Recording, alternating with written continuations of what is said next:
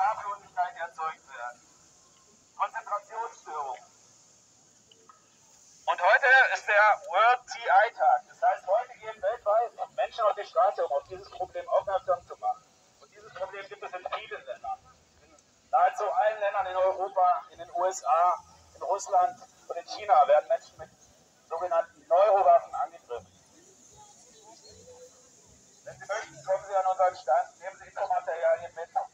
Wir haben eine Menge dabei, viele interessante Sachen zum Lesen. Wir haben auch Patente, die das Ganze untermauern, und wir haben auch Fotos, wo man sich angucken kann, was denn so passiert, wenn man mit Neurowaffen angegriffen wird, wie das dann hinterher aussieht. Das sieht leider nicht so schön aus. Dear visitors of Berlin, welcome to our rally against Euroterrorism. We are here to bring awareness of these crimes done with microwave weapons and done with neuro weapons, which are attacking the nervous system of a human. If you have looked in the newspaper in the last time, you may have read some news stories about the so-called Havana syndrome. What is the Havana syndrome? Since 2016, US embassy staff has been attacked with energy weapons, first in Havana. Since then, there are attacks of this kind again and again, also in China, Russia, Austria, and now also we've heard here in Berlin about some of these attacks. The attacks, which were perpetrated on US embassy personnel, triggered numerous neurological damages in those who were affected. The effects range from dizziness, hearing loss, nosebleeds, and tinnitus to damage of brain tissue. How can such injuries occur without the victims having had contact with an enemy? 3 independent research teams studied the cases of the attacks. First, it was Beatrice Colomb. She's a professor of medicine at the University of California, San Diego, at the school of medicine there, who linked the attacks on the diplomats to microwaves. Next was a team of Robert L. Swanson and Douglas H. Smith, who found a link with microwaves. And after that, it was a team from the National Academy of Science that also concluded that the attacks were done with pulsed microwave weapons. The US, Russia, China have had weapons that use pulsed microwaves for decades. These weapon systems work completely silently, even through walls. They can be used to burn people, impair their cognitive abilities, apply pressure to body parts of innards. They can break bones and stop heart beating. It is also possible to send people with voices and other sounds. All these possibilities have been known for a very long time. Away from the public eye, anti-personnel weapons have been developed that can make people sick and also can kill them without leaving a trace. What has now happened to the people from the embassies, so-called targeted individuals have been experiencing for decades.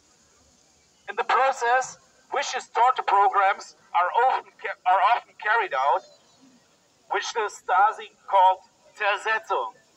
But what is Zersetzung? During the German Democratic Republic dictatorship, the Stasi developed perfidious methods of control of dissidents without locking them up in prisons. To this end, people were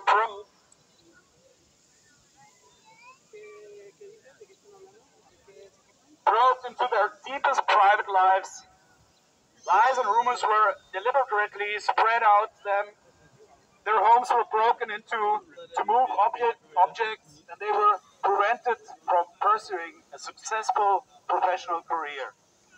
The clandestine Zersetzungsprograms are aimed at socially isolating a person, destroying his professional career, and scaring away all his friends.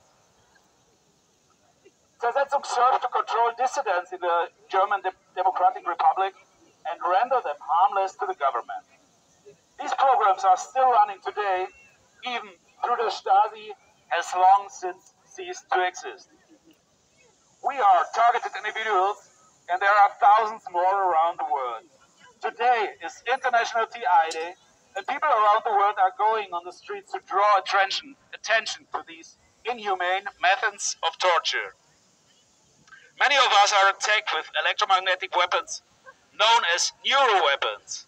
These weapons target the nervous system where they can cause both physical and psychological changes. Other names for this type of weapon are directed energy weapons or non-level weapons. Numerous weapons companies around the globe are working to develop such weapons. What many do not know is that this type of weapon can also kill. In Europe, as well as in other countries, people die again and again by these weapons. The effect of these technologies are extremely varied. Burns and stings are common, as well as pressure on all parts of the body, typically concentrating tinnitus and sleep deprivation. Some people are also sent with voices and tones. This method is called voice to skull. By these cruel torture methods, many humans were already driven into suicide. This happens also in Germany. The techniques once developed in intelligence and agencies are still being used on innocent civilians. These people did not choose to be targets. They were made guinea pigs by cold-blooded bureaucrats who could build their personal careers. Many of those affected were killed by the perpetrators. There was no trial to find the culprit. There was no compensation for the bereaved. Nothing will bring back the lives of the innocent victims. We call on the government and law enforcement agencies to finally investigate the cases of torture with neuroweapons.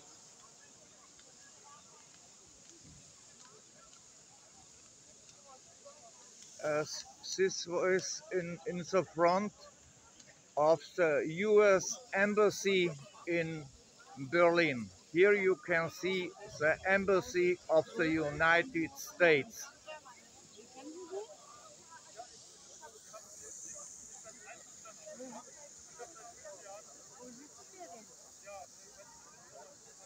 This is the Embassy of United States of America.